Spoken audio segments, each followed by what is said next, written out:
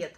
Я сегодня с вами хочу поделиться вообще удивительным рецептом одной замечательной ингаляции, потому что когда идет сезон различных простуд, моя семья очень хорошо этим рецептом спасается.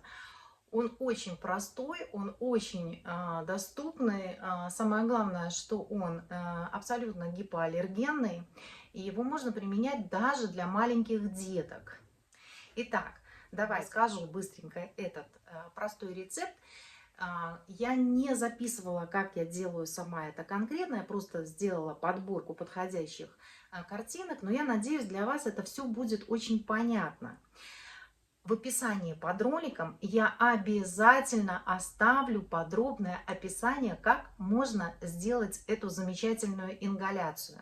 Потому что даже на данный момент, когда у меня у сынули начались проблемы, мы делаем 2 раза в день эту ингаляцию, и хватает буквально 2-3 дней, чтобы уйти от какого-то очень сложного кашля.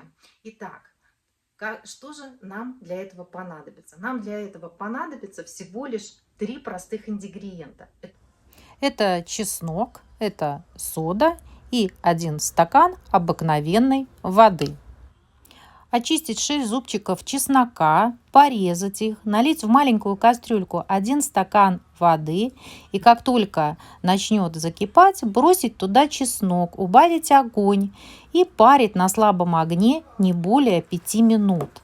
Затем поставить кастрюльку на стол, укрыть одеялом, нагнуться поближе, чтобы пар не выходил. И только тогда открыть крышку и бросить туда 1 чайную ложку соды.